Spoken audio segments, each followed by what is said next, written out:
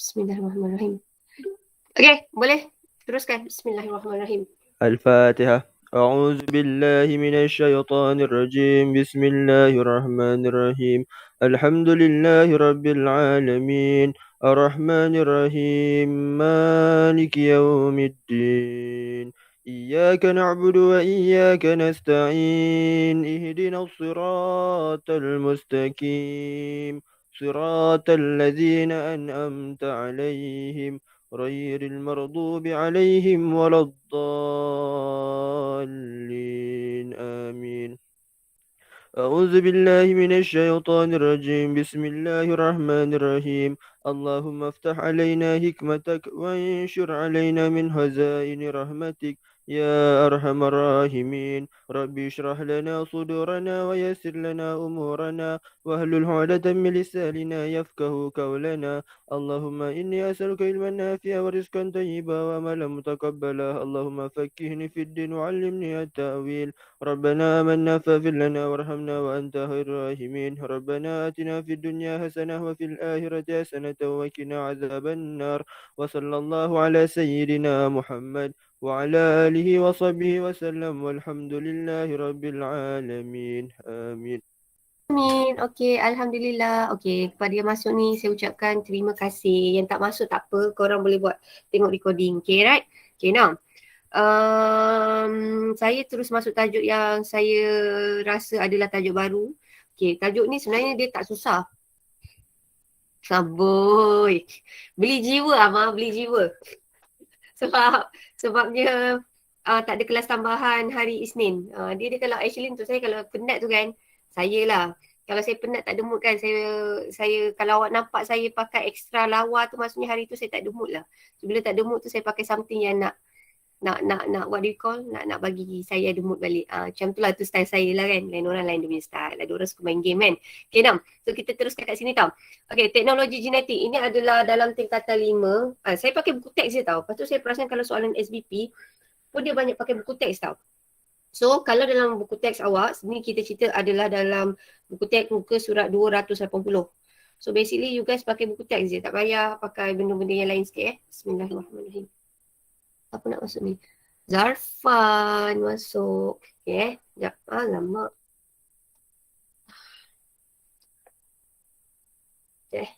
La ilaha illallah.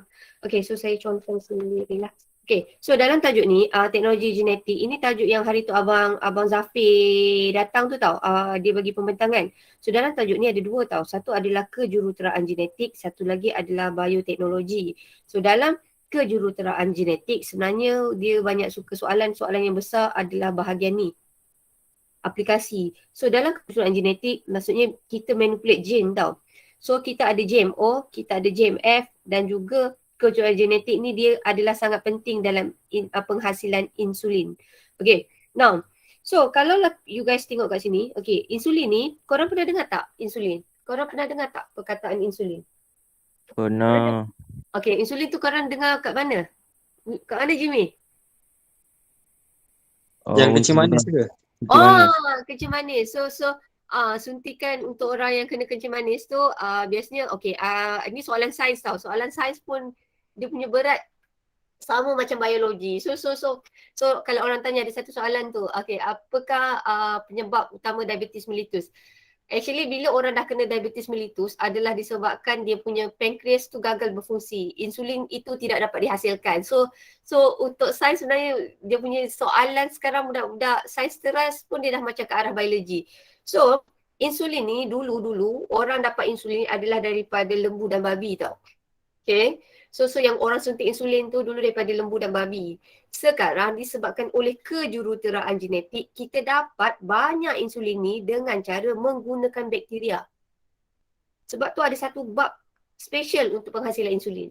Disebabkan ada orang kata kejuruteraan genetik ni, kita boleh hasilkan insulin sekali banyak menggunakan kejuruteraan genetik. Okay, now. So kita tengok kat sini dulu tau. Apakah yang dimasukkan sebagai GMO? GMO ni adalah bahasa Inggeris tau. Genetically Modified Organism.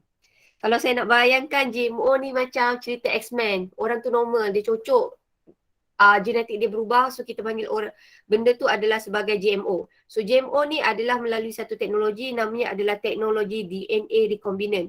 Apakah itu DNA recombinant? Adalah kombinasi gen baharu, okay, yang dihasilkan oleh sesuatu organisma. So kalaulah katakanlah, kita nak bayangkan sini, kalaulah katakan organisma tu, contohnya katakanlah ada lembu tu original. Lepas tu lembu tu kita masukkan DNA asing. Okay, dalam lembu tu ada DNA recombinant. Katakanlah Cikgu Mariana, ori. Biasa, manusia biasa. Lepas tu lah adalah saintis gila. Masukkan saya DNA baharu. Okay, so DNA baharu tu kita kenali dia sebagai DNA recombinant. So sekarang, saya dikenali sebagai organisma transgenik. So organisma transgenik ni apa? Organisma yang ada dalam badan dia DNA recombinant. So far sampai situ okey tak? So organisma transgenik adalah organisma yang mengandungi DNA recombinant. Apakah itu DNA recombinant? Dia adalah kombinasi daripada gen baharu. Yeay, Fakri masuk. Okay, ni you guys boleh baca sendiri tau. Saya tak nak lama-lama kat sini. So aplikasi. So GMO ni banyak dia punya fungsi. Okay, disebabkan ada GMO ni, kita dapat menghasilkan makanan secara banyak.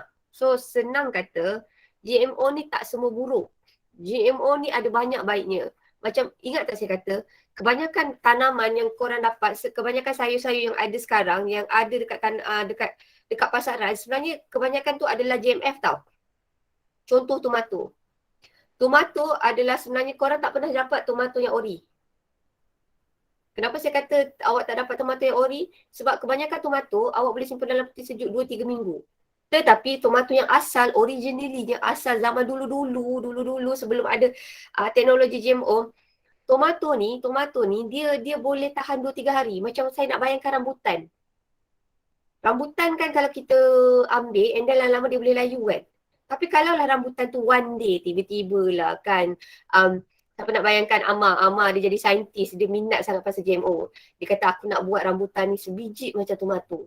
Yang dia punya fresh tu, merah dia tu boleh tahan 2-3 minggu. So cara dia adalah dia menggunakan teknologi GMO ni. Tetapi sekarang kita, maksudnya kita tak Malaysia kita tak sampai ke situ. Biasanya adalah Mak Saleh. Sebab tu kebanyakan tomato atau kentang itu kita dapat adalah daripada GMO. So GMO ni adalah daripada DNA, orang kata DNA yang telah diubah suai. So awak nampak kat sini kan?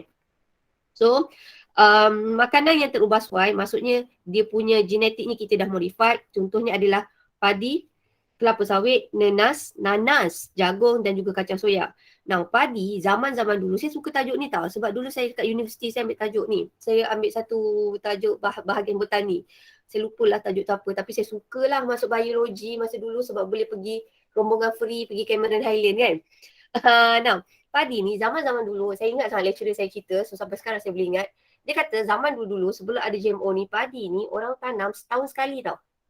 So maksudnya zaman-zaman Jepun, masa padi tu orang kata original dia punya baka tu, dia punya benih tu adalah originally, kita boleh tanam padi tu, dia nak masak, dia nak matang tu macam setahun sekali. So disebabkan oleh GMO ni, kita boleh mempercepatkan dia punya kematangan, kita boleh dapat hasil dengan lebih banyak. So sebab tu kebanyakan petani-petani kita suka pakai baka GMO. Kita takkan pakai baka original. Disebabkan kalau kita petani, kalaulah Amar buka, katakanlah Amar besok jadi petani moden, of course lah Amar nak untung besar. So bila nak untung, of course dia akan pakai baka-baka GMO. Kenapa? Baka GMO ni kita nak bayangkan dia dah grow up. Semua yang paling hebat, yang paling cantik, yang paling sedap, yang paling manis, semua ada dekat GMO. Okay? So padi pun sama. So kalau saya tak silap, padi yang kita makan sekarang, kita tak pernah jumpa padi yang ori. Semua padi, kalau saya tak silap lecturer saya cakap, disebabkan teknologi GMO ni dah pesat, kita dah tak boleh jumpa baka yang ori. So itu adalah satu keburukan GMO. Keburukan GMO, dia menghilangkan variasi baka tulit. Okay, so ini adalah ciri-ciri dia tau. So kalau you guys nampak ciri-ciri dia semua tahan terhadap herbisid, maksudnya kalau kita sembuh padi kan, kita sembuh padi tu tak mati. Yang mati hanyalah rumpai. So ini yang kita panggil sebagai herbisid. Tahan terhadap rintangan penyakit, katakanlah ada virus attack padi tu, tapi padi tu masih boleh hidup. So dia tahan terhadap rintangan penyakit. Kedua, dia boleh digunakan dalam bidang perubatan, iaitu adalah insulin. Dan ketiga, keempat, dia tahan kepada logam berat. Maksudnya kalau kita tanam padi tu dekat kawasan kilang, padi tu, okay, dia boleh tahan terhadap logam berat tu. Okay, dan akhirnya dia boleh tahan terhadap rintangan serangga. So ini adalah kebaikan dengan keburukan. So kebaikan GMO ni, sebenarnya GMO ni dia start blooming, ni cerita sejarah sikit tau. Okay, dia start berkembang adalah selepas Perang Dunia Kedua.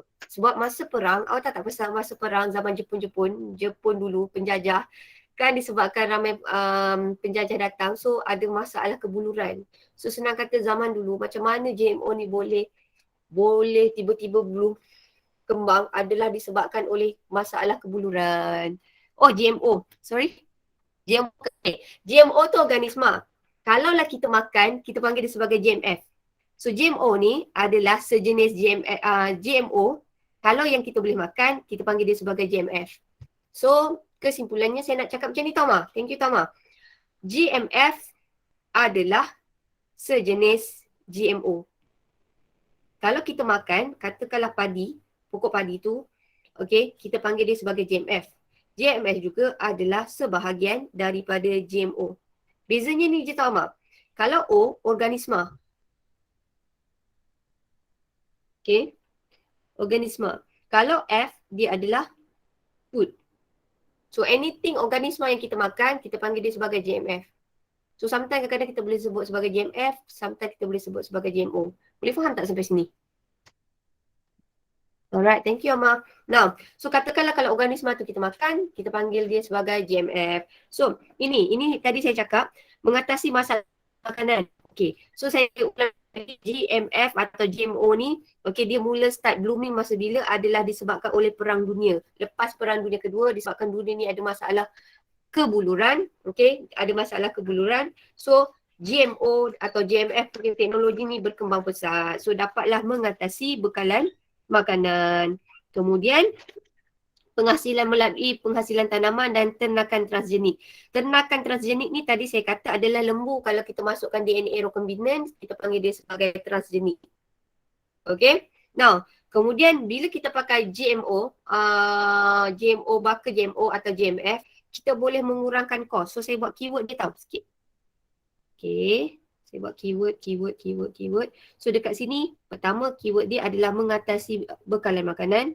Kedua, kos lebih rendah. Ketiga, tingkatkan kandungan nutrisi. So maksudnya kita ambil yang paling hebat, yang paling cantik. Semua yang paling hebat, dah glow up. So senang kata, kalau apa-apa GMF ni adalah something organisma yang dah glow up. Semua kita ambil baka-baka yang dah baik, yang elok.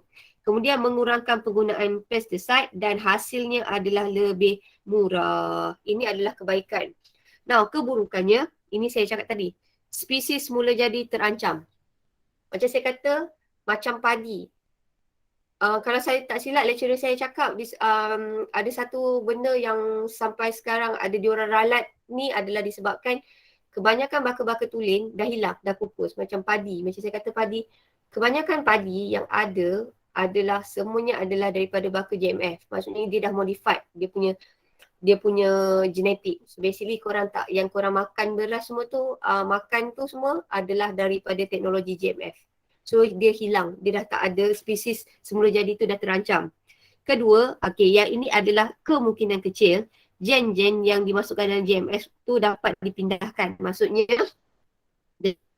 dia boleh mengganggu gen rintangan antibiotik. So maksudnya kalau kita makan certain ubat tu, senang kata kita akan jadi macam ubat tu tak berkesan untuk kita. So maksudnya kita kena tinggikan dos. Tetapi yang ini adalah kemungkinan kecil. Ketiga, dia boleh menjejaskan kesihatan dan juga kandungan genetik pada tetapi ini adalah risikonya kecil. Disebabkan itu, kalau kita tengok antara kebaikan.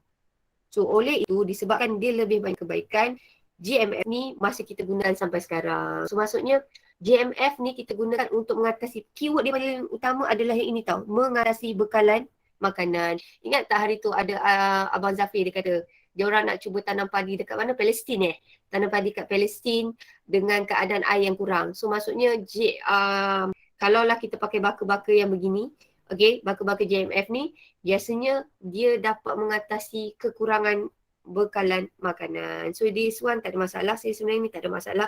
Ini adalah super salmon. So of course lah awak nak tengok sini kan. Kita ada salmon ni. Kalaulah Pak Krul nak beli ikan. Pak Krul nak ikan salmon biasa ke atau super salmon? Super salmon. Ya, kenapa super salmon? Besar. Besar. Apa bestnya besar kat sini ikan tu besar? Apa? Apa bestnya kalau ikan tu besar? Kenapa ikan yang besar tu awak lagi suka sebagai pengusaha ikan salmon? Kenapa awak suka ikan salmon yang besar? Boleh jual mahal. Yeah, boleh jual mahal, boleh jual banyak. So maksudnya lebih untung besar. So dekat sini kita kata kebanyakannya kita ambil satu untung dan satu lagi macam mana boleh untung sebab ikan salmon besar ni dia akan membesar, senang kata dia punya growth adalah lebih cepat dan satu lagi dia boleh dihasilkan sepanjang tahun. So tengok nampak tak? Gen hormon pertumbuhan daripada ikan salmon China hook dimasukkan dalam genom ikan salmon Atlantic. So maksudnya yang dimasukkan sini adalah DNA recombinant. Maksudnya DNA asing dimasukkan dalam ikan salmon Atlantic ni. Okay. Alright. So sekarang kita panggil ikan tu sebagai super salmon. Okay. Ni kentang. Okay. So dapat tak? Kalau ni kebanyakan Mak Saleh. Kenapa saya kata kebanyakan salmon, Mak Saleh kentang, Mak Saleh. So basically kalau kentang sama. Kentang ni adalah mana ruki. Kalau mana kita manusia kan kita suka makan nasi kan. Kalau dia orang kentang. So dekat sini bayangkan dekat sini adalah kentang yang duduk kat kutub utara. So kentang-kentang ni boleh tahan sejuk. Maksudnya dia tak beku. Dia tak frost. So ini orang kata adalah kebaikan dan juga keburukan GMO. Tapi lebih banyak kebaikan ni. Tapi tadi keburukan dia, soalan ni sebenarnya banyak baik. Tapi biasanya kalau dia tanya bandai beza kan, awak kena bagi keburukan dan juga kebaikan. So keburukannya ada 3. Tapi kalau you guys boleh tengok dalam buku lain, carilah. So lagi sekali, keburukannya dia boleh mengancam spesies semula jadi. Okay, saya tukar pen. Alamak. Sekejap Okay, keburukannya saya buat highlight sikit. Keburukannya yang ini. Spesies semula jadi terancam. Okay, terdapat kemungkinan kecil gen akan dimasukkan dalam GMF dapat dipindahkan kepada manusia. So, kemudian kesihatan manusia akan terjejas. Ini kadang-kadang ada orang yang tak tahan. Contoh tau, yang ini adalah sebenarnya benda ni bukan betul tau. Sebab doktor banyak deny benda ni. Contoh, dalam soya kandungan estrogennya adalah sangat tinggi. Okay, so ada certain soya, sebab tu ada orang dia akan cakap kat situ, dia akan cakap situ adalah bukan non-GMO. Kalau korang cari roti ke apa, soya, semua orang akan cari non-GMO. Kenapa non-GMO? Yang ni masih dalam research tau, saya tak pasti tahu benda ni. Sebab dalam soya ni dia banyak estrogen. So apa bahayanya estrogen? Estrogen ni baik sebab tu orang kata kalau makan soya, pernah tak dengar kalau orang pregnant ke minum soya kulit dia lembut, licin, cantik. Sebab fungsi estrogen adalah nak bagi kulit cantik. Tetapi masalah estrogen jika dia terlampau banyak, dia boleh merangsang mitosis tidak terkawal. Contohnya dia boleh jadikan kalau perempuan tu dia ada cyst, perempuan tu ada fibroid. So senang kata kalaulah perempuan tu ada ketumbuhan, macam saya nak kata kalau kanser lah. Untuk perempuan dia ada masalah macam cervix cancer. Adalah disebabkan satu adalah estrogen dalam badan dia terlampau tinggi. Untuk perempuan, yang ni saya divert sikit tau. Kenapa dalam hidup perempuan, Allah jadikan, Tuhan jadikan ada menopause. Ingat tak menopause tu korang tahu tak menopause tu apa? Dah tak boleh beranak ke? Oh yes! Menopause tu adalah satu keadaan perempuan tu dah tak datang haid. Okay, dia tak datang lagi haid, so dia adalah disebabkan dia punya ovari dia dah tak sensitif kepada hormon. So bila ovari tu tak sensitif pada hormon, dia tak ada folikel itu yang berkembang. Bila tak ada folikel, tak ada estrogen. So kenapa Tuhan jadikan dalam fasa hidup perempuan tu dia mesti ada menopause? Satu tau, yang ni yang saya baca adalah disebabkan bila estrogen terlampau tinggi dalam kehidupan seorang perempuan, katakanlah dah sampai tua pun dia tinggi, chances dia nak kena kanser adalah tinggi. So therefore lama-lama dia akan jadi rendah. So itu adalah orang kata mitos yang saya tak pasti. Tapi benda tu senang kata dia tak dapat dibuktikan, tapi kita tak kata benda tu salah. Kenapa saya cakap macam tu? Sebab from my experience, saya suka soya, tapi disebabkan dulu saya ada ketumbuhan tu, saya terus stop soya. Sebab ada certain tu untuk saya tidak ni. Sebab saya ada keturunan. Normally korang kena tahu kalau you guys punya keturunan estrogen tinggi, contohnya macam my parents, mak saya, makcik saya ada ketumbuhan, ada fibroid, ada cyst semua tu kan. So estrogen dalam badan kami tinggi. So bila badan kami tinggi, saya sangat risau dengan benda yang boleh trigger saya punya estrogen lebih tinggi. So macam tu lah. So basically you guys kena tahu. Tapi benda ni orang kata tak betul. Tapi saya entahlah, saya tak tahu. Terus lepas saya dah ada cyst tu, lepas saya kena buang ovari saya sebelah, and then suddenly saya memang dah tak makan soya. Sebab kandungan soya tu estrogen dia adalah tinggi. Tapi saya tak cakap tau. So maksudnya itu sebab saya kata dia adalah kecil. Sampai sekarang orang kata tak ada bukti. Tapi saya disebabkan saya rasa bila saya dah berhenti and then saya minum soya juga lepas tu, and then saya punya tahid jadi tak betul, saya alert pada badan saya sendiri, so saya stop. Yang tu just personal opinion tau, bukannya daripada doktor tau. Okay, right. Now kita tengok bioteknologi. So dalam bioteknologi ni, awak ingat tak? Ui, tajuk ni besar tau. Saya takut tajuk ni sebenarnya. Tajuk ni dia dalam buku teks awak, dia tunjuk colour macam ni je. Dia main colour je. So saya ingat macam ada Daniel cakap dulu, saya ingat bioteknologi ni anything yang melibatkan genetic engineering, kejuruteraan genetik adalah bioteknologi. Tetapi rupanya hari tu kan Daniel cakap apa-apa sahaja yang berkaitan dengan bio tak semestinya dia melibatkan genetic engineering, kita panggil dia sebagai bioteknologi. Anything yang melibatkan bio, kita panggil dia sebagai bioteknologi. Contohnya kalau korang masuk Sainscom, ambil Sainscom, tapi korang nak masukkan data mengenai biologi. So itu pun part of bioteknologi. Tapi dalam kes ni saya nak cerita pasal perubatan je. Okey, dan juga saya nak cerita mengenai alam sekitar. So pertanian yang ni, tengok tau. Bioteknologi dia ada kaitan dengan kultur tisu dengan teknologi pengklonan. Nampak tak, kultur tisu ni tak ada melibatkan biotek kan? Tak ada melibatkan genetic engineering kan? Okay, walaupun dia tidak melibatkan genetic engineering, kita tetap panggil dia sebagai bioteknologi. So basically korang kena ingat bioteknologi ni adalah apa-apa sahaja yang berkaitan dengan bio. Katakanlah siapa dekat sini, saya nak bayangkan siapa. Katakanlah Oviga, one day tiba-tiba dia nak jadi jurnalis.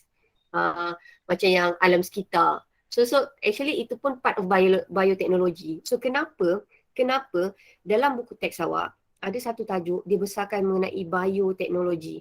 Sebenarnya bioteknologi ni apa-apa sahaja yang melibatkan bio, itu kita panggil dia sebagai bioteknologi. Let's say one day kalau korang jadi lecturer ataupun sana awak jadi jurnalis, tapi awak punya jurnalis adalah lebih kepada alam sekitar, itu pun actually adalah bioteknologi. Saya pun baru tahu. So maksudnya kalau saya ajar bio, boleh ke saya kata sebagai bioteknologi? So basically anything yang melibatkan bio, itu kita panggil dia sebagai bioteknologi. Now kita tengok sini kan, perubatan. Yang ini tajuk ni besar. Saya risau tajuk ni sebenarnya. Dia boleh tanya macam-macam. So you guys, dalam tajuk ni korang kena banyak baca tau. Okay, now tengok kalau kita tengok sini. Perubatan genetik seseorang itu boleh diubah suai. Kurangkan risiko penyakit mental. Contohnya macam ni. If I'm not mistaken macam ni tau. Katakanlah orang tu ada skizo. Korang pernah dengar tak perkataan skizo? Pernah. Schizophrenia. Pernah tak? Pernah. Nah, apa yang Jimmy tahu pasal skizo, Jimmy? Dia ada suara-suara dalam kepala dia. Yes, very good. Kalau macam orang Melayu kadang kata ada bela saka, cakap-cakap. Tapi sebenarnya kadang-kadang kalau dalam sains kita panggil dia adalah sebagai skizo. Tapi saya bukan kata saya tak percaya saka tau, bukan. Tapi maksudnya part of that adalah skizo. Now, katakanlah skizo ni sebenarnya ada part ni, ada penyakit mental. Saya tak cakap skizo, tapi penyakit mental lain adalah disebabkan oleh genetik. So katakanlah parents tu, katakanlah saya ada penyakit genetik mental. So saya rasa paranoid kalau katakanlah saya pregnant. Bila saya pregnant, saya takut kalau anak saya dah ada penyakit mental tu. So basically apa saya buat? Basically saya adalah menggunakan genetik seorang itu diubah suai, tapi saya tak pasti dekat Malaysia kita setuju atau tidak benda ni. Maksudnya katakanlah saya buat IVF kan, katakanlah husband saya punya ovari, and then husband saya punya sperm, katakanlah saya ada penyakit genetik tu kan. So saya make sure dalam genetik saya, dalam saya punya ovari tu, saya tak bawa gen penyakit langsung. Saya make sure saya punya bahan genetik yang ada dalam ovari saya tu, ovum saya tu, usit sekunda saya tu adalah normal. Jika dalam usit sekunda saya tu ada yang berpenyakit, kita guna genetic engineering tu, kita keluarkan gen yang sakit, kita masukkan gen yang okey. Bila kita dah insert, so katakanlah baru berlaku persenyawaan, so kita make sure anak yang lahir tu adalah bebas daripada penyakit. Tapi yang kat sini saya tak pasti lagi lah kalau yang itu boleh dibuat atau tidak. Yang itu saya tak pasti. Tapi dia punya konsep adalah begitu. So maksudnya anak yang lahir itu adalah anak yang memang normal yang tak ada apa-apa penyakit. So itu kita panggil genetik itu dapat diubah sesuai. Tapi kalau orang salah guna, masalah dengan yang ni kan hari tu Daniel pun ada cakap masalah pasal etika. Kalau tiba-tiba Jimmy dia jadi saintis yang begitu, tapi Jimmy salah guna kuasa. Maksudnya salah guna dia punya ilmu dengan cara apa aku nak anak aku mata biru. Dia keluarkan yang mata hitam, dia insertkan anak dia tu mata biru. So dia dapatlah anak mata biru ataupun rambut dia blonde, tinggi. So maksudnya macam tu kan. So Jimmy pun boleh gunakan cara yang itu. So maksudnya dari segi perubatan, genetik tu boleh diubah sesuai. Kalau kita tengok orang tu etika, kalau kita kata untuk lebih kebaikan untuk kesihatan kita bagi. Kalau dia hanya nak untuk cantik tu sebenarnya dia salah etika. Yang tu saya tak pasti. Tu ada bahagian etika-etika dia tau. So macam yang ni kan. Macam manusia yang kerdil dapat melahirkan manusia yang normal dan satu lagi dia dapat membantu ibu sukam mendapatkan zuriat. So cara dia beginilah. Tapi saya tak pastilah benda tu. Yang ni nak buat insulin tau. Kalau nak buat insulin kita ambil ni. Ambil gen insulin. Kita masukkan dia dalam bakteria. So sekarang bila dia masukkan dalam bakteria ni. Okay, ini dia punya gen bakteria. Dia masukkan dalam sini. Lepas tu dia beranakkan banyak-banyak. And then akhirnya dia akan ambil insulin tu balik. So kenapa ini bagus? Sebab dia dapat menghasilkan insulin dalam kuantiti yang banyak dan satu lagi murah. Dan kita tak payah bergantung kepada insulin lembu ataupun babi. That kind of thing. So kalau untuk orang Islam, kita rasa insulin tu semua adalah halal. Sebab ada certain ubat which is betul dia adalah daripada babi. Tapi saya tak pastilah yang mana satu. Tapi normally kalau dalam dekat Malaysia normally dia akan cakap dululah penyakit tu daripada mana. Tetapi kalau dalam Islam, dari segi etikanya dalam Islam, kalau dalam keadaan darurat, katakanlah benda tu daripada benda haram, dalam keadaan darurat dia boleh dibolehkan. Tapi biasanya kalau doktor, kalau saya tak silap, kalau doktor biasanya doktor atau farmasi dia akan bagi tahu dulu. Dia akan cakap takut benda tu, ada orang dia sangat takut benda tu, so cakap benda ni adalah daripada benda ni. Cik nak ambil ke tak? Kalau dia kata nak, masuk. Sebenarnya dia bagi tahulah benda tu macam tu. So basically ini adalah dalam bidang perubatan. If I nak mistaken ada serta ubat, contohnya macam ubat jantung pun masih lagi daripada babi. Sebab maksudnya kita tak dapat lagi buat daripada ni. So untuk yang insulin, we are very lucky sebab kita dah dapat menggunakan teknik tu. DNA recombinant, so kita boleh dapat hasilkan insulin dalam kuantiti yang banyak. Okay, soalan yang ini. Forensik. Okay, katakanlah yang ini. Yang ini. Okay, now, okay. Yang ini, korang kena baca betul-betul tau. Okay. Saya takut soalan ni sebenarnya. Okay, now. Antara yang ni kan, ini ibu. Okay, katakanlah. Ibu ni, dia dapat anak. Ni anak dia. Dia tengok dekat sini, awak teka, ini bergaduh bapak. Tak tahu yang mana satu. Katakanlah ini ibu, ini anak. Lepas tu ada ibu ni pula, dia tak tahu bapak dia yang mana satu. Sama ada bapak dia A, bapak dia nombor 1 atau bapak dia nombor 2. Kalau ikut awak, anak ni namanya katalah anak ni nama Abu, bapak dia yang mana satu? Bapak dia yang nombor 1 atau bapak dia yang nombor 2? Mana satukah bapak dia betul? 1. Yes, very good 1. Kenapa Jimmy cakap 1 Jimmy? Lagi banyak overlap. Very good. Lagi banyak overlap. Tapi kalau nak bahasa cantik dia Jimmy, overlap tu sebenarnya apa? Overlap tu sebenarnya adalah fragment DNA. Makin banyak fragment DNA yang sama, kita kata dia adalah mempunyai ikatan genetik yang lebih kuat. So ini adalah profil DNA. So ini juga adalah dalam bidang bioteknologi. Yang ini korang baca Kalau saya cakap suruh baca, korang baca Right, so kesimpulannya kepentingan bioteknologi, okay, pertama adalah dalam bidang pertanian. Sebab tu budak pertanian sebenarnya korang untung bila korang ambil pertanian dan belajar biologi. Dia ada link. Kedua adalah perubatan. Tetapi dalam kes awak, perubatan kita ambil dua sahaja. Satu adalah insulin, satu lagi adalah mengenai ini, penyakit genetik. Okay, yang ni korang baca Saya tak sempat lah nak terang kat awak. Ketiga adalah mengenai forensik. Forensik ni bukan sahaja boleh mengenal pasti jenayah. Kita boleh tahu adalah katakanlah kita nak tahu bapa dia siapa, paternity test kita panggil. Okay, so kita pakai juga mengenai profile DNA. So forensik ni kita guna apa? Kita guna profile DNA. Yang ni korang boleh baca. Ni, keempat adalah alam sekitar. Saya paling suka alam sekitar ni. Saya suka tajuk ni sebenarnya. Saya dah cerita kat awak dan saya cerita banyak kali.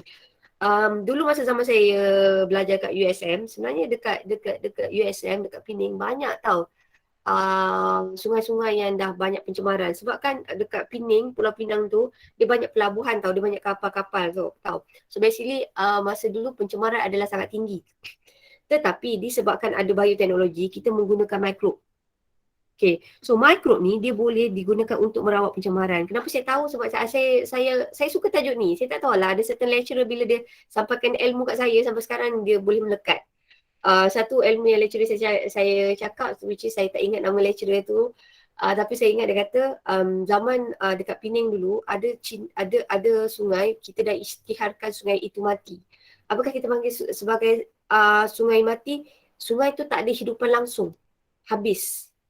Tetapi disebabkan ada bioteknologi, kita menggunakan mikrob, ada banyak sungai-sungai yang dekat Pening tu, dekat Pulau Pinang itu dapat diselamatkan. So disebabkan teknologi biotek menggunakan mikrob ni, kita dapat mengurangkan pencemaran alam sekitar. This one korang kenalah baca. Right. Now, yang ni tau. Yang ni korang baca. Ni saya kata DNA untuk setiap orang adalah unik. Kecuali kembar seiras. Ingat tak cerita saya cerita yang ni kadang-kadang adalah dalam cerita Mak Saleh ke apa-apa yang seorang kembar dia jahat. Lepas tu kembar yang jahat tu tak dapat ditangkap.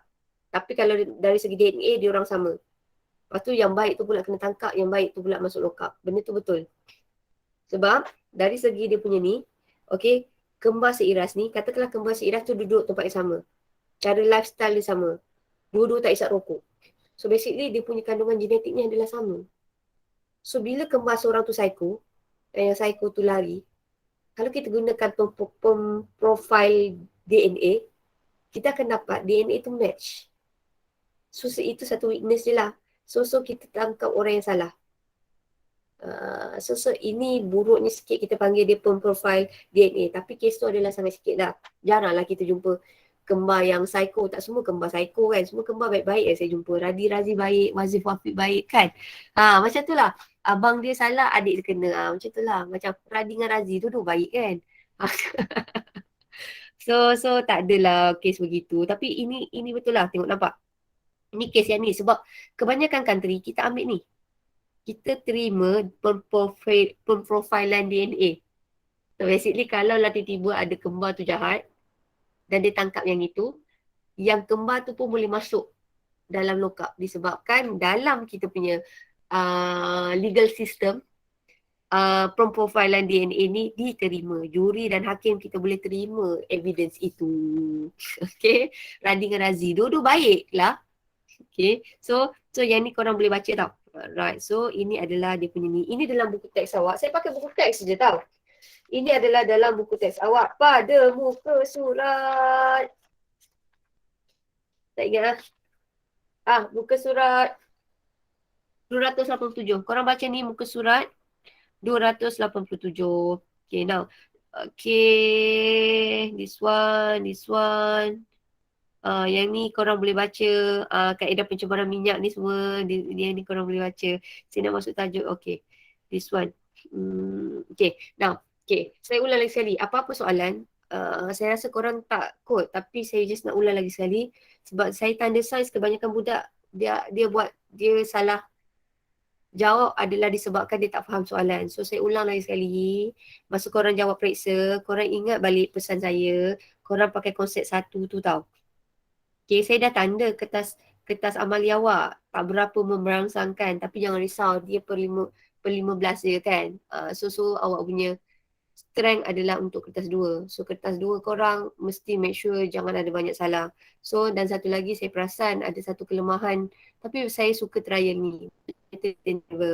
Memang korang ada kekurangan satu, korang tak ada periksa pertengahan tahun. Kalau zaman sebelum ni, bila korang periksa pertengahan tahun tu untuk memperkenalkan korang pada format SPM.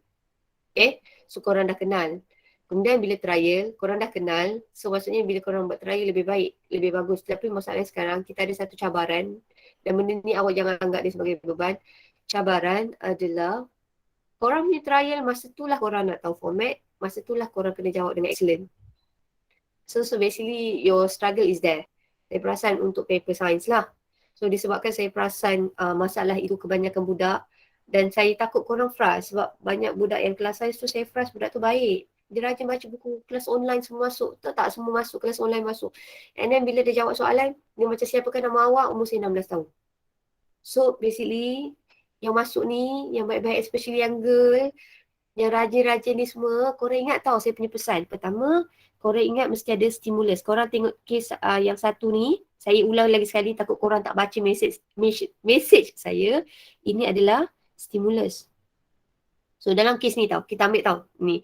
Dalam satu kes pembunuhan, sebilah pisau yang mempunyai kesan darah telah ditemukan oleh pihak polis di tempat kejadian dengan menggunakan DNA ekstrak daripada sampel bilah pisau, mangsa dan juga suspek. Perforaan DNA seperti ditunjukkan di bawah. So rajah ini apa ni? Ini kita panggil dia adalah sebagai stimulus. So first korang tengok stimulus. Ataupun bahasa Melayu panggil adalah rangsangan. Okay. Kemudian bila korang dah tengok rangsangan, korang tengok arahan. Korang kan ada highlighter yang banyak color-color tu. Yang katakanlah kalau Mirza ada 7 color macam rainbow tu kan. Dulu Mirza saya rasa korang mesti ada. Perempuan mesti ada highlighter. Kan? Okay. Kalau lelaki tak ada highlighter, jangan pula korang tak ada highlighter, korang tak boleh buat. Korang pakai pensel je pun boleh. So, pertama korang buat apa? Pertama, arahan. Arahan dekat sini mengatakan siapa. Kemudian, T ni, apa T adalah tugasan ataupun sebenarnya dia adalah keyword. Orang sebenarnya boleh guna ni untuk apa-apa subjek. Keyword atau key point. So, dalam kes ni, key point dia adalah seorang pembunuh. Kemudian, U ni adalah upah. Ingat, kalau lah markah ada 1, korang bagi 1. Tapi dalam kes ni tak ada kan? Okay. So, antara 1, 2, 3. Ni bilah dalam pisau. Okay. Ini adalah DNA daripada mangsa. Okay. Bilah pisau adalah pemegang tau. So, sekarang kita nak cari suspek. So, bila kita nak cari suspek, kita nak cari yang mana satu? Kita nak suspek ni kita tengok dekat bilah pisau ke mangsa? Nak cari orang jahat kat mana? Lagi sekali Jimmy. Pisau. Yeah, very good. Mestilah dekat bilah pisau. Korang tahu tak bilah tu apa? Bilah pemegang. Betul tak? Bilah tu pemegang kan? Ya, betul. Okay. So, antara yang ni, mana satu yang sama? Mana satu suspek dia? Nombor 1 ke, nombor 2 atau nombor 3? Ha? Dua. Yeah, nombor 2. Sebab korang nampak ni sama. This one adalah sama. Yang ini adalah sama. Yang ini adalah sama. Tadi, okay. Jimmy kata ini adalah sebagai overlap. Tapi sebenarnya overlap ni sebenarnya apa yang overlap ni? Yang fragment tu. Yes, fragment apa Ama? Come on Ama. Fragment DNA. Yeah, thank you Fatia. So kita panggil dia adalah sebagai fragment DNA. So korang sampai sini boleh tak? Fragment DNA. Okay, saya ulang lagi sekali tau. Bahagian yang ini korang rasa remeh tau. Yang ini saya ulang banyak kali. Sebabnya saya takut. Kalau saya frust, awak lagi frust tau. Sebab awak yang nak SPM tau. Tapi katakanlah korang dah ikut point ni, tips ni, tetapi dia tetap juga jadi, tak apa. Bagi saya kun fayakun, benda nak jadi. Tapi the most important thing kita dah cuba. So nanti kalau korang masa jawab bio, korang ikut yang ni tau. Tengok dia punya stimulus, tengok dia punya arahan, tengok tugasan atau keyword dan awak tengok upah. Kalaulah essay tu 10 markah, korang mesti bagi berapa? 10 poin. Tapi kalau cadangan saya, bagi 11 atau 12. Kemudian kalau essay jawab panjang. Tak payah ada intro, tak payah ada penutup. Terus je straight. And then tak payah ada paragraf banyak-banyak. Kalau korang nak buat bagi satu paragraf pun tak apa. So far okay tak sampai situ? Okay Ada Okay, saya nak masuk suspek nombor 2. Ni dah. Saya nak masuk tajuk ni. Okay, saya bagi awak pilihan. Tadi saya ada cakap, saya tak boleh ajar banyak tau. Sebab yang lain semua tinggal baca. Okay, dekat sini tadi. Sekejap. Apa saya nak masukkan? Bismillahirrahmanirrahim. Yang mana biologi? Okay. Antara pembentukan urin. Okay, saya bagi awak antara pembentukan urin, keimunan, ancaman alam sekitar, biodiversity, korang nak mana satu? Ikut saya. Ikut saya. Saya takut saya tak sempat tau. Saya takut saya tak sempat, so saya kena buat sikit-sikit je tau. Okay, so saya ambil ni. Pembentukan air kencing boleh tak? Ke korang dah faham pembentukan air kencing? Saya nak cerita pasal tekanan osmotik je ni. Ni. Saya ambil ni je. Okay. Yang ni korang baca tau. Saya tak boleh terang kat, saya rasa kita dah terang banyak kali tau. So yang ni tak payah. Saya nak ambil yang kat sini tau. Katakanlah, apakah yang dimasukkan sebagai tekanan osmotik tau? Nah, tekanan osmotik adalah apabila awak nampak tekanan osmotik tinggi, maksudnya garam banyak. Bila garam banyak, air dalam badan adalah sedikit. Okay, so tekanan osmotik ni akan diterang. Awak ingat tau, kalau tajuk dia adalah pengawal aturan, dia macam cerita drama TV3 pukul 7 tu. Jalan cerita dia klise tau. Dia mesti start dengan rangsangan. Okay, kemudian akan diterima oleh reseptor. Dia akan sampaikan maklumat. Pergi ke, dalam kes ni kita punya efektor kita adalah, dia akan rangsangan, dia akan diterima oleh reseptor. Reseptor akan sampaikan maklumat pergi ke otak. Dalam kes kita, otak ni adalah hypothalamus. Kemudian dia akan sampaikan maklumat pergi ke efektor. So, awak ingat macam ni je. Kalaulah tekanan osmotik tinggi, maksudnya dalam badan tu air kurang. Kalau saya suka tengok apa yang kurang. Dalam kes ni, air yang kurang.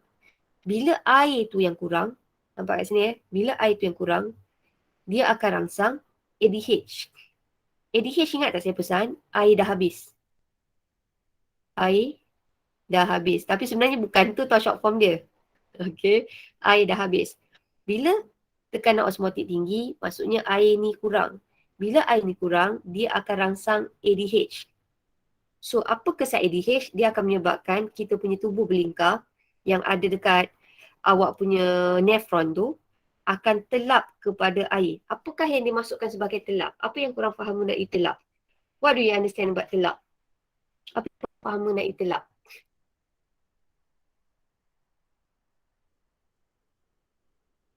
Telap tu boleh lalu ke tak boleh lalu? Bahasa paling pasar dia. Kalau kita kata telap, molekul tu boleh lalu ke tak boleh lalu? Boleh. Yes, very good. Telap adalah boleh lalu. So kalau dalam kes ni, ADH tu dirangsang, dia akan menyebabkan TBD, tubul berlingkar distal, telap air. So masuk telap, molekul air tu daripada tubul masuk ke dalam kapilari darah. Oleh itu, ending dia dalam tubul tu air sikit. Bila air sikit, maksudnya kencing yang dihasilkan adalah sedikit. Tetapi biasanya kencing yang sikit tu warna dia pekat. Kenapa pekat? Adalah disebabkan kelenjar adrenal tidak dirangsang. Bila kelenjar adrenal tak dirangsang, garam tu semua tinggal dalam tubul tu. Bila dia tinggal dalam tubul tu, tu yang menyebabkan air kencing tu adalah pekat. Kenapa pekat? Tadi saya kata, pekat ada banyak apa sebenarnya? Garam. Yes, very good. Thank you, Jimmy. Ya Allah, Jimmy hari ni. Terima kasih. Garam. So far okay tak?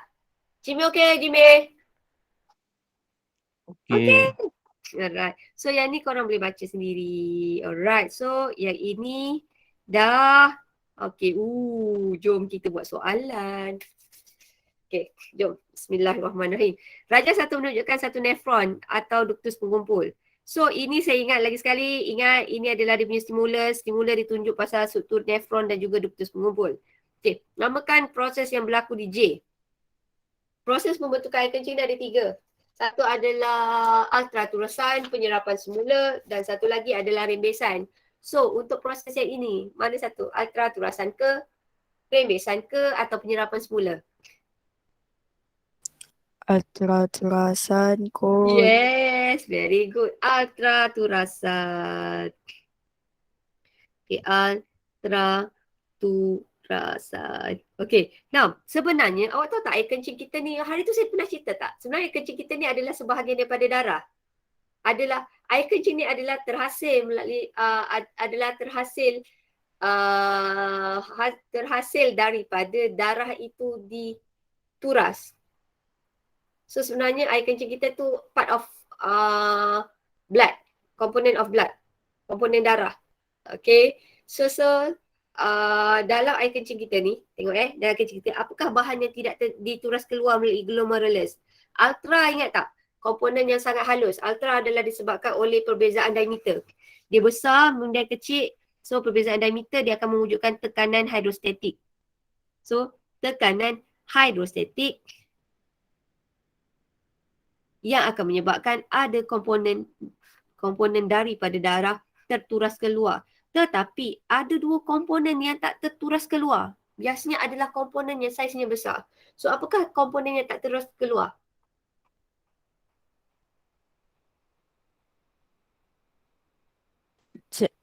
Darah ke? Sel darah, tapi sel darah ada banyak. Darah merah. Yes, sebab tu air kencing awak tak warna merah. Lagi. Kalau tiba-tiba kencing awak berdarah tu bahaya. Maksudnya ada komponen besar tu dah terturas keluar. Okey. Dan okey, yang ni tadi lagi sekali tahu. Ini namakan, ini adalah arahan. Ini arahan. Lepas tu dua bahan ni, ini adalah dia punya tugasan. Dalam kes ni tak ada upah. Korang buat macam ni weh. Korang garis, dia nak namakan. Lepas tu tengok kat sini keyword dia. Apa dua bahan tak terturas. Make sure nak mengelakkan daripada terjadinya siapakah nama awak, umur saya 17 tahun. Tolong weh, tolonglah. Saya rasa saya takut korang akan frust pada diri awak sendiri. Seriously. Saya nak bagi markah, saya nak bagi tahu awak betapa kertas amali awak begitu. Tapi saya tak boleh salahkan awak 100%. Saya takut saya yang tak habis drill benda tu. Okay, so ingat yang itu tau. Tapi saya rasa macam kita dah buat habis. Budak sains kot yang saya rasa saya buat tak habis. Okay, so dekat sini tadi sel darah merah 2. Cukup tak? Dapat cukup markah tak? Sel darah merah. Satu lagi apa? Siapa tahu? Sel darah merah, satu lagi apa? Komponen besar. Protein plasma. Ya, sel darah merah dan satu lagi adalah protein plasma. Dalam darah kita sebenarnya ada protein. Kita panggil dia adalah sebagai protein plasma. So ini semua adalah molekul-molekul besar. Huraikan bagaimana proses ini boleh berlaku. Huraikan, normally markahnya adalah 3. Huraikan, keyword of huraikan dia lebih detail daripada terangkan. So bila kata kerja dia adalah hurai, normally hurai tu macam esei. So biasanya korang tak akan jumpa kata hurai ni dalam soalan struktur. Biasanya korang akan jumpa kata hurai ni adalah dalam keadaan dalam soalan esei. Sebab hurai is elaborate. Something yang awak bagi satu fakta tapi explanation dia maybe 2 atau 3. Normally 3 atau 4. Okay. So kalau dalam kes ni huraikan macam mana ultraturasan itu berlaku. Facts dia pertama, fakta, proses ultraturasan. Bagi saya 3 poin at least ultraturasan. Explanation number 1. Macam mana proses ultraturasan ini boleh berlaku? Kalau korang malu, Adam ada. Wow, terharu. So macam mana ultraturasan itu berlaku? Bagi saya 3 poin. Kalau you guys malu, korang boleh type. Huda mana? Huda pun selalu rajin menaip. Tak ada Huda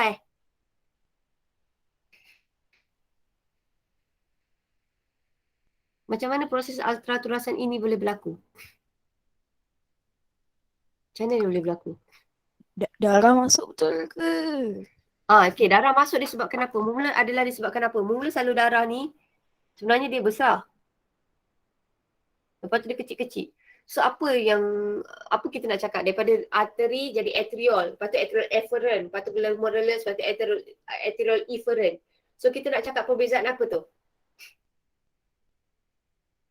Perbezaan diameter. Yes, very good. Perbezaan diameter. Perbezaan diameter apa? Salur darah mewujudkan Okay, kalau salur darah mewujudkan, Tekanan hidrostatik. terima kasih, mewujudkan tekanan. So apa-apa daripada besar jadi kecil, dia akan mewujudkan tekanan. Dalam kes ni nama tekanan ini adalah tekanan hidrostatik. Bila berlakunya tekanan, apa yang menjadi? Hidrostatik. Barulah apa Fatia tadi nak cakap? Sebahagian komponen darah, apa yang jadi? Sebahagian komponen darah, keyword dia apa? Sebahagian komponen darah Masuk. terturas. Terturas dulu weh. Terturas. Okey. Kemudian terturas barulah kita panggil dia ada yang masuk. So tadi kita kata ada komponen yang tadi kan Fatia cakap ada dua kan, sel darah merah dengan protein plasma. Saya nak tambah satu tau. Sebenarnya ada tiga. Sel darah merah, protein plasma dengan platelet. Platelet ni macam betul tak ni? Platelet. Platelet tak ada E. So, awak ingat komponen besar untuk proses ultraterasan adalah tiga. SPP, sel darah merah, protein plasma dan juga platelet. Tiga Right. So, disebabkan tu sebahagian komponen darah terturas keluar kecuali komponen besar.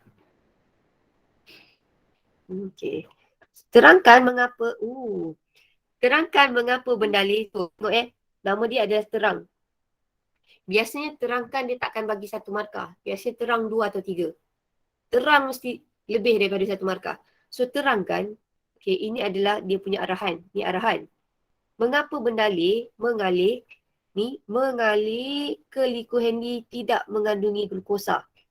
So ini adalah dia punya tugasan ataupun kita panggil dia adalah sebagai keyword ataupun kita kata main point, keyword lah. Key point. Key point boleh. Key point dia. So, kenapa bendalih yang mengalir ke liku Henle dia tidak mengandungi glukosa? Okey. Yang ni untuk awak punya refreshment. Kapilari darah yang unik ini, kapilari darah yang unik ni, ini kita panggil dia sebagai glomerulus. Glomerulus. Glomerulus. Yang cup ini namanya adalah kapsul Bowman. Yang ini awak teka apa?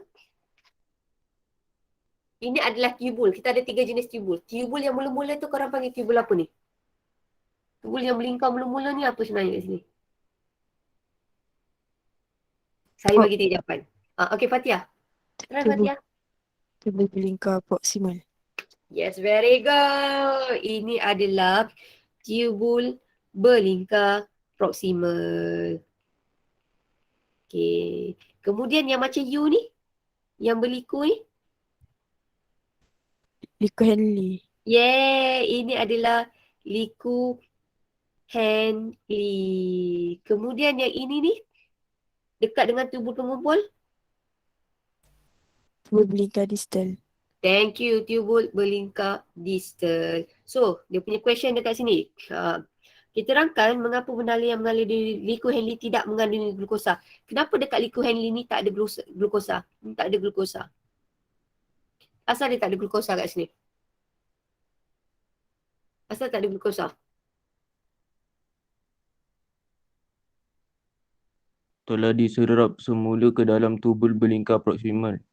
Ya Allah, very good. Sebab dekat tubul berlingkar proksimal ni 100% glukosa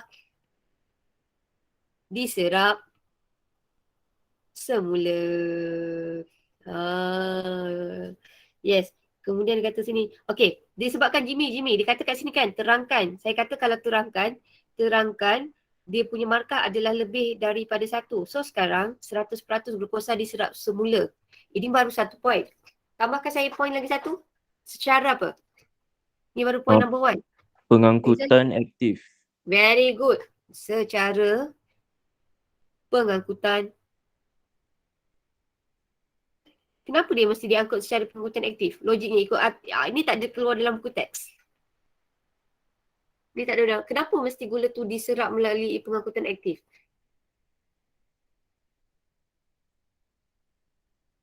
Logiknya. Okay. Sebab katakanlah kalaulah ada gula yang terturas keluar ni sikit je. Ada gula yang terturas keluar dekat kapsul hormon ni ada sikit je. Sikit sangat. Kita tahu kalau katakanlah dia pakai proses resapan ataupun proses pengangkutan pasif, glukosa ni, katakanlah glukosa kat sini tak dapat masuk ke dalam kapilari darah tau. Therefore, glukosa ni wajib diserap semula secara pengangkutan aktif. So, kesimpulannya, kenapa glukosa ni diangkut melalui pengangkutan aktif? Sebab jika ada sedikit sahaja, sedikit glukosa, ia akan tetap meresap ke dalam kapilari darah. So senang kata, apa yang tinggal dalam tubul ni, ini semua akan jadi apa? Apa yang tinggal dalam tubul ni semua akan jadi apa? Apa yang tinggal dalam tubul ni akan jadi apa? Ni tubul pengumpul. Dia akan keluar jadi apa?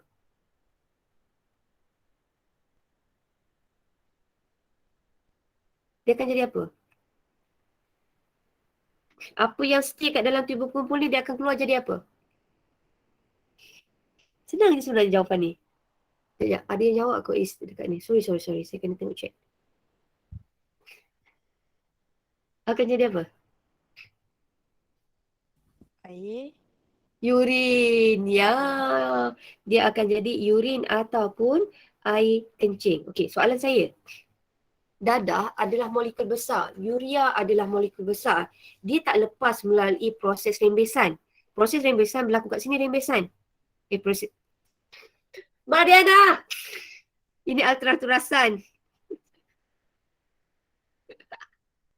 So dekat sini ni berlaku proses apa? Ini sini kat sini berlaku proses rembesan. Astaghfirullahalazim. Mariana pun dah penat. So proses rembesan ni apa? Ada molekul-molekul yang tak lepas melalui ultra. Sebab namanya ultra kan. Ultra is very small that cannot be seen with our eyes tau. Cuma ultraman je yang saya cakap dia besar kan.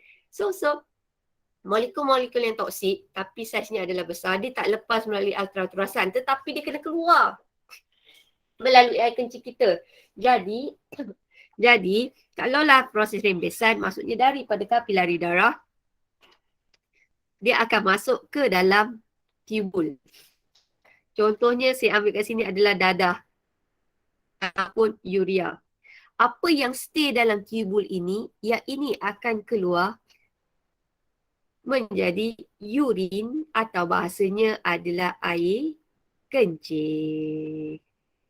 Okey, tadi saya kata kesimpulannya, air kencing kita ni sebenarnya bahagian daripada apa?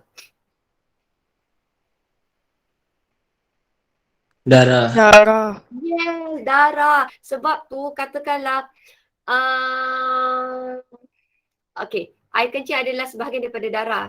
Okey, soalan saya lagi satu. Kalau nefron ni, tubul-tubul ni semua korang boleh tengok dalam organ apa? Yang ni semua kita boleh jumpa dalam organ apa? Ini semua nefron. Nefron ni kita jumpa dalam organ apa? Organ apa yang ada nefron ni? Dalam pembentukan air kencing, organ apa yang paling penting? Ginjal le. Yeah, ginjal. Sebab tu kalau awak perasan kalau ginjal tu rosak, dua-dua kegagalan buah pinggang tu rosak, macam mana seseorang individu itu dapat melakukan proses pengawal aturan tekanan osmotik. Kalau dua-dua ginjal dia rosak, apa dia boleh buat untuk survive? Ataupun apa dia boleh buat untuk kontrol dia punya tekanan osmotik dalam darah, dalam tekanan osmotik dia. Dia kena buat apa? Kalau dua-dua ginjal dia dah rosak, apakah rawatan yang sesuai untuk orang tu?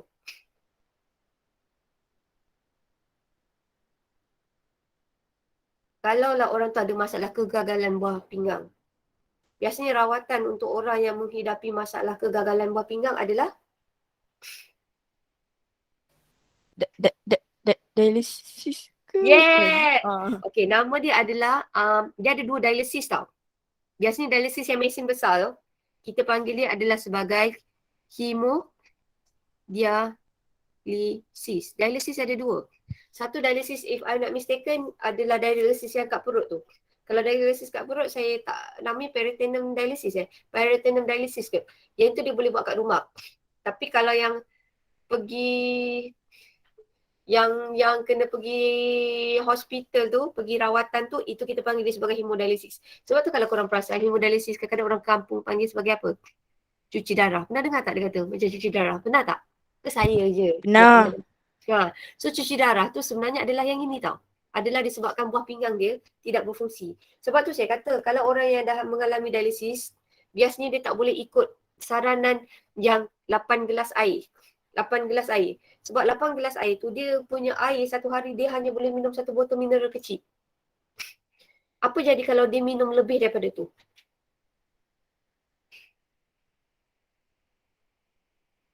Dia tak boleh minum 8 gelas air. Okay.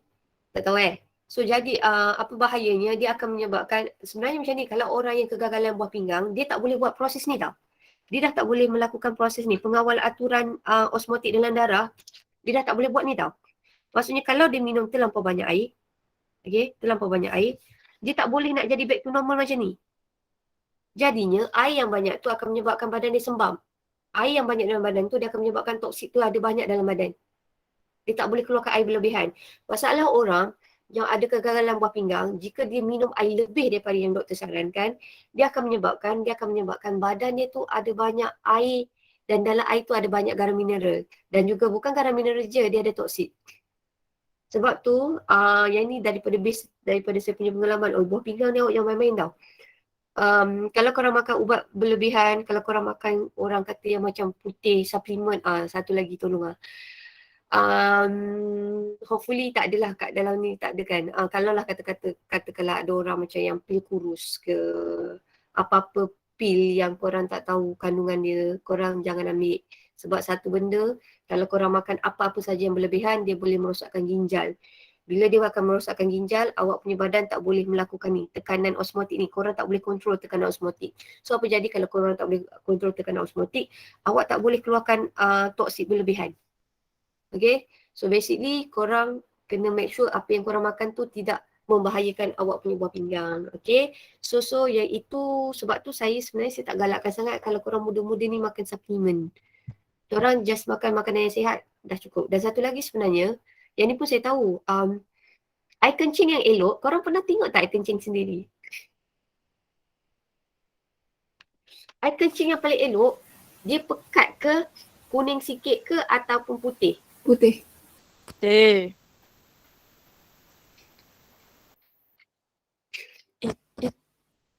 Okay, kalau saya pun, bukan salah Fatia pun, sebenarnya saya pun dulu fikir putih. Tapi bila saya baca balik, sebenarnya yang paling elok adalah kuning sikit. Dia tak boleh putih sangat tau. Maksudnya kalau lah korang, air kencing korang dah putih, katakanlah, yang ni pun satu. Sebab tu dulu saya lupa kenapa mak mentua saya ada cakap tau. Dia kata sebenarnya minum air banyak-banyak ni pun tak elok untuk ginjal. Kenapa dia kata tak elok untuk ginjal? Dia menyebabkan ginjal tu bekerja lebih macam jadi penat. Maksudnya dia overwork. Contohnya, macam if I'm not mistaken, kalau ada orang kan dia suruh diet, dia kata minum banyak air. Air tu bagus tau. Tetapi air terlampau banyak pun tak bagus. Orang ingat air tu bagus, tapi sebenarnya apa-apa ada had dia tau. Ada orang minum air banyak sangat kan. Dia akan menyebabkan, tapi tak seteruk korang makan suplemen. Cuma korang buat ginjal tu tak sepatutnya bekerja, korang paksa juga kerja. Kalau korang minum air banyak, and then you guys dah perasan air kencing tu dah warna putih, maksudnya badan awak dah cukup air dah. Maksudnya korang kena stop. Sebabnya biasanya, if I'm not mistaken, biasanya kalau orang kata suruh diet, first thing korang kena minum banyak air. Sebab air kan 0 kalori kan. Tetapi air pun ada dia punya kuantiti yang korang kena minum. Korang tak boleh minum terlampau banyak. Sebab, lagi sekali saya kata, kalau awak minum air terlampau banyak, awak akan menyebabkan awak punya ginjal tu overwork. Which is apa-apa overwork ni tak bagus lah. Okay, so basically air kencing yang elok adalah air kencing tu warna dia kuning sikit. Pekat sangat pun tak elok. Kalau pekat sangat tu, yam lah. Kalau pekat sangat tu Saya kita nak tanya. ha ha Kan kalau kita sakit, lepas tu doktor kan bagi ha ubat kan. ha ha. Lepas tu kita makan 3 biji ubat tapi kita dah sihat. Ubatnya Ha? kita kena habiskan ke tak? Okey, itu antibiotik ke apa? Ke tahan sakit? Ya. Bukan ubat. Apa ni macam pil tu lah. Tapi dia kena tahu apa nama ubat tu Kalau dia kata tahan sakit, kita dah stop, tak payah. Tapi kalau dia antibiotik, kena makan lah. Oh, kena habiskan juga lah walaupun dah Tak. sihat. Tapi saya tak tahu nama ubat tu apa. Sentuh lah Antibiotik ke? macam ubat sesama tu lah. Ubat sesama. Tapi dia ada tak doktor kata kena habiskan dalam masa 7 hari?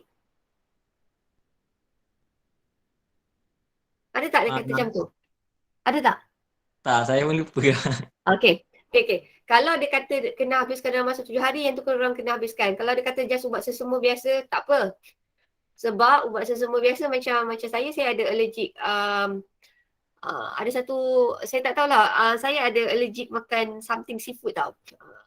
Macam udang ke, macam ketam ke. Kalau saya makan, saya akan gatal tau hidung saya. So biasanya saya akan ambil ubat sesama. Actually, ubat sesama tu dia ada, sebenarnya 2 in 1 tau. Ada satu nama ubat sesama tu namanya Piriton. Saya tak tahulah, rumah saya memang dulu selalu ada Piriton tu. Sekarang je dah tak ada. Mak saya memang selalu beli, ada stok sebab adik-beradik saya semua allergic. Piriton tu sebenarnya fungsi dia 2. Satu adalah sesama, satu lagi adalah untuk menghilangkan rasa allergic. So kalau ubat tu kita makan bila perlulah. So kena baca kat situ lama. Kalau dia kata makan bila perlu, tak ada masalah. Tapi kalau dia kata kena habiskan, itu antibiotik lah. So yang tu kena habiskan lama. So dia kena bergantung apa nama ubat tu. Kalau dia kata just makan bila perlu tu tak ada masalah. Okay, so yang tu tapi saya rasa doktor biasanya dia ada dia punya apa nak cakap, dia mesti dia tahu kan. Tapi sebenarnya bagus tau korang tahu benda ni. Sangat bagus sebenarnya sebab korang tahu apa yang korang makan. Macam kata kalau ubat sesama kan, ada ubat sesama mengantuk. Ada ubat sesama tak mengantuk. Normally biasanya saya akan tanya doktor, saya nak cari ubat sesama yang tak mengantuk. So, dan ataupun benda lain lah. So basically korang kena tahu apa yang masuk dalam badan awak. Dan satu lagi sebenarnya ubat ikut dos. Kalau sebab tu orang kena jaga kesihatan dan jaga BMI sebab bila korang badan korang besar, korang katakanlah orang obesity, sebenarnya kalau orang tu badan dia besar, dia punya keperluan nak makan ubat adalah lebih tinggi berbanding saiz orang yang kecil. Korang tahu tak? Sebenarnya setiap orang, dos dia adalah berbeza. Sebab tu saya tak suggest korang makan suplemen. Sebab dia kata suplemen kan, dia kata satu sudu, korang dah sihat. Dan satu lagi, kalau korang tengok tau, yang ni just for your knowledge. Kalau ada satu suplemen dia jual, korang makan itu saja, dia boleh menyembuhkan 7 jenis penyakit. It's too good to be true. Kalau cadangan saya, janganlah ambil. Kalau dia kata korang makan tu boleh baikkan banyak jenis penyakit, kanser jantung. Awak tahu tak penyakit kanser, penyakit jantung tak ada mana-mana. Suplemen dia boleh kata dia boleh boleh menyihatkan atau boleh merawat penyakit jantung. If I'm not mistaken, adik saya ada cakap jantung, diabetes kot rasanya. Jantung, diabetes dan kanser. So kalau ada siapa-siapa jual suplemen, dia kata dia boleh baik 3 jenis penyakit ni, sebenarnya benda tu adalah tak betul. Dan satu lagi bahayanya suplemen, dalam suplemen biasanya ada steroid. Yang katakanlah kadang-kadang saya takut ada certain suplemen, dia kata dia dah makan tu, dia baik. Sebenarnya kadang-kadang ada certain suplemen, dia ada steroid tau. Steroid tu macam buat tahan sakit. So basically bila dia makan tu, dia rasa dia dah baik adalah disebabkan steroid tu. Dia tak baikkan sakit tu tau. Sakit tu is still there. Tetapi dia ambil steroid tu, dia hilangkan rasa sakit. Tapi sakit tu ada. Bila dah jumpa doktor, steroid tu dah tak berfungsi. Bila jumpa doktor sebenarnya dah tak boleh nak baiki. Maksudnya dah level teruk. So basically saya sampaikan maklumat ni pada awak. Sebenarnya banyak orang pergi jumpa doktor adalah disebabkan oleh masalah dia orang ambil ubat alternatif tanpa pengetahuan doktor. So basically kalau korang ada saudara mara yang macam tu, cuba cakap baik-baik lah. Sometimes susah sikit tapi cubalah sebab banyaklah kes begitu. Dan hopefully korang tak termasuk golongan yang itulah. Sebab tu saya nak ramaikan orang yang ada pengetahuan biologi. So basically korang tak mudah tertipu lah. So do you have any question lain? Saya tajuk tu saya sensitif sikit tapi saya kena cakap dengan awak tau. Sebabnya orang selalu jual ni adalah dekat orang-orang yang ilmu sains dia kurang. So hopefully kalau korang dah ada ilmu sains ni, bukan saya kata korang tak boleh beli.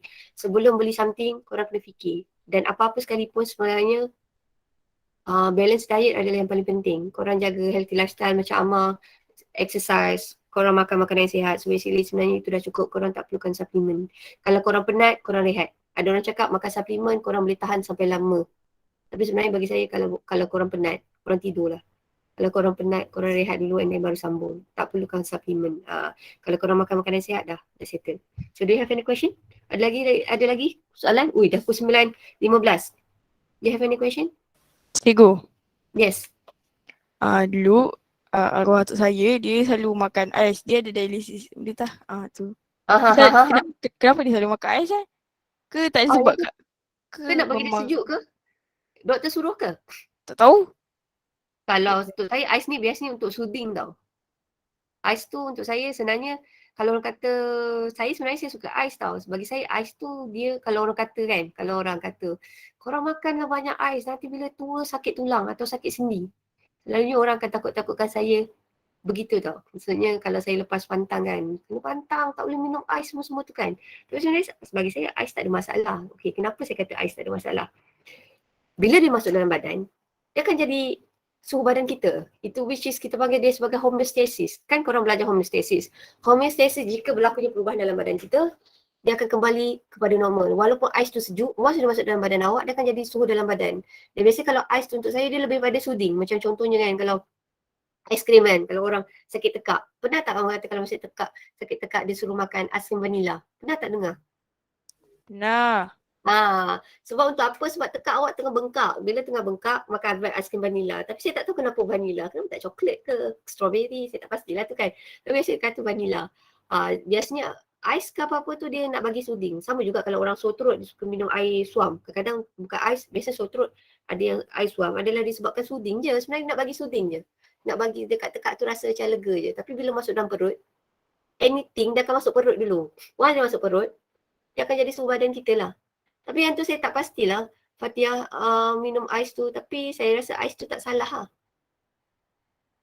So basically untuk saya kalau tapi jangan cakap depan orang macam tu tau. Kalau orang ada pendapat dia, bagi dia betul je. Kalau macam saya, macam ada orang dulu, lepas saya bersalin, saya pergi kantin, saya minum ais, semua orang akan cakap, nanti tua sakit badan. Tapi saya tidaklah menerangkan, cikgu, kalaulah ais ni masuk dalam badan kita, ais sejuk, dia akan jadi suhu badan kita, iaitu kita ada proses homeostasis. Dia tak adalah balas jatuh nanti orang kata, poyo betul Cikgu Mariana ni kan. Basically sebenarnya korang dah tahu ilmu tu. So untuk perempuan-perempuan kan, kalau korang lepas pantang, kalau korang nak minum ais boleh, tapi bagi saya ais yang bagus adalah ais buat sendiri. Sebab biasanya saya minum ais kat kantin tu, lepas 2-3 hari atau seminggu saya mesti sakit tekak. Saya rasa ais tu tak masak kot. So mungkin ada mikroorganisma agak situ, bagi saya ada sore throat lah. Tapi sebenarnya ais tu semua tak salah. So basically kalau korang lah pantang, actually sebenarnya korang lah besok kan, kalau macam Amar besok isteri bersalin kena masak pantang kan. So basically sebenarnya just masak-masakan yang healthy je. Tak adalah kena mesti ikan haruan, mesti cari ikan haruan yang ikan haruan, tak semestinya. Just kalau masak ayam pun boleh, janji benda tu adalah benda yang healthy. So dia tak ada pantang apa-apa. So tak ada, korang kena belajar lah benda tu. So do you have any question else? Okay, tajuk ni ada keluar. Widat, ini tajuk awak ni Widat. Dia kata kelas apa tajuk ni ada keluar. So basically korang baca yang ni. So korang just tengok topik tu semua. Sekejap saya kena ambil gambar sikit tau. So korang tahan dulu. Sebenarnya saya nak masukkan ini adalah sebagai kami prihatin tau. So basically bagi saya ambil gambar dulu. Sebab tu saya lawa sikit Amar. Ambil gambar. Sabar Imah. Cikgu, saya soalan lagi. Okay, apa tu? Kalau makan air sangat, gigi boleh pecah ke? Betul ke? Macam kalau makan banyak ais tu. Yang tu kena tanya doktor lah. Mungkin dia perbezaan suhu kot. Saya tak tahulah. Kalau dia ekstrim sejuk pun, saya tak pasti yang tu. Saya tak pasti. Saya tak pernah dengar. Macam saya pernah dengar ada orang kuat kan. Tapi tak pasti. Yang tu tak pasti. Kena Google. Kena tanya pakcik Google atau mana-mana. Tu saya tak pasti. Sebab dia dekat luar kan Fatiah. Dekat luar tu saya tak pasti. Okay, cikgu lagi satu. Kalau Okay. makan air banyak sangat boleh masuk hospital ke? Tak, hari tu sebab saya nampak dekat tak tahulah betul ke tak. Saya dah makan TikTok, orang tu makan air banyak sangat lepas tu masuk hospital. Saya tak tahulah. Tak. Okay, Saya tak. takut ais tu yang saya kata ais tu adalah daripada luar lah Fatia. Maksudnya ais tu diperbuat daripada apa? Macam saya katalah kan, kalau ais tu adalah air daripada air tercemar. So maybe dia boleh menyebabkan dia ada poison, kena macam keracunan sikit. Logik tak? Kalau ais tu korang buat kat rumah dan awak tahu sumber air tu daripada mana, sebenarnya tak ada masalah. Untuk saya tau Fatia. Sebenarnya dia bergantung sources tu daripada mana. Untuk saya lah. Oh, okay. Terima Sebab kasih cikgu. sebab saya suka ais. Cuma saya perasan kalau katakanlah ais tu saya ambil daripada kantin memang saya ada masalah. Saya memang akan kena teruk. Dan satu lagi sebenarnya sumber air lah macam saya contoh tau. Macam dulu dekat Pening. Tapi Pening sekarang dah okey, mana-mana Pening. Dulu air dekat Pening tu dia macam sistem perpaipan Pening, masa tu air tu macam ada banyak karat tau. So masa saya duduk Pening dulu first year, saya asyik kena sore throat tau. Tak doktor tu bagi suggestion apa. Dia kata masa tu saya duduk luar bukan duduk dalam kampus. Doktor tu suggest kat saya macam ni je. Dia kata sebelum masak air, dia suruh ambil saya isi air dalam satu bekas besar. Okay. Dia kata biarkan air tu 2-3 hari. Dia kata awak akan nampak ada air, ada bahagian kotor-kotor tu yang keladak tu akan stay kat bawah. So kalau awak nak minum, awak masak air yang kat atas. Masa tu sebab saya tak ada water filter, saya mana zaman tu ada Kowe kan. So basically tak ada filter. So duduk rumah sewa, so saya selalu sakit tekak. So rupanya yang saya minum tu dalam air tu dia ada benda asing tau. Maksudnya walaupun dah masak air, walaupun air tu dah masak, tapi dalam air tu ada macam karat, ada benda berkeladak. So benda tu yang buat saya sakit tekak, sore throat.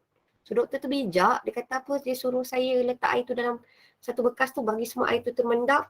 So masak air yang kat atas je. So bila saya masak air, maksudnya air tu bersih, tak ada air yang daripada benda asing. So saya kurang rasa sakit tekak. So basically sebenarnya ais tu, tengoklah ais tu daripada mana. Untuk saya lah. Bagusnya awak suka minum ais lagi. Teknik turun ke klorin. Ya ke Zafir? Mana Zafir tahu? Oh Zafir, tiba-tiba bila dia bercakap, baguslah Zafir. Sekali tiba-tiba dia bercakap, emas tahu tak? Mana tahu Zafir? Tiba saya kagum. Cikgu Emerson cakap ke? Dia selamat. Dia untuk saya selamat. Ya ke cikgu? Cikgu ajar ke dulu? Zafir. Jawablah Zafir, jawab. Zafir jawab lah cikgu. Ada tu. Dia malu dah. Tak apa, saya besok tanya face to face. Oh, saya tak tahu. Oh, turunkan klorin. So basically, tapi itulah untuk saya korang kena tahu benda tu. So basically mana tempat dia tempat lain. So bagi saya Pening tu, Pulau Pinang ada satu tempat yang dekat dengan saya sebab dia banyak ajar saya benda. Banyak sangat ajar benda. Dan satu lagi Pulau Pinang panas. First time saya belajar pakai sunscreen. Saya tak pernah pakai krim kat muka pun Pulau Pinang. Sebab Pulau Pinang panas, saya tak pernah lagi, first time duduk Pulau Pinang, saya punya muka kena sunburn. Lepas tu pun satu kawan saya kata, kau tak pakai apa-apa ke? Tak pakai apa-apa. So first time saya pakai sunscreen kat muka saya sebab saya tak boleh tahan cahaya matahari dekat Pening dan saya tak tahan air kat Pening. So basically banyak benda lah kita belajar. So kesimpulannya saya rasa kalaulah nanti ada kesempatan, korang keluar lah, pergilah, merantau lah tempat lain, tempat orang. So basically bila korang merantau, korang ada banyak experience lah dalam hidup. So saya rasa saya habis sampai kat sini. Bagi saya ambil gambar sekali ya. Zafir, thank you so much for your sharing. Kalau awak malu nanti awak PM lah saya. Tak apa, saya PM awak ya. Okay, alright. Terima kasih Zafir.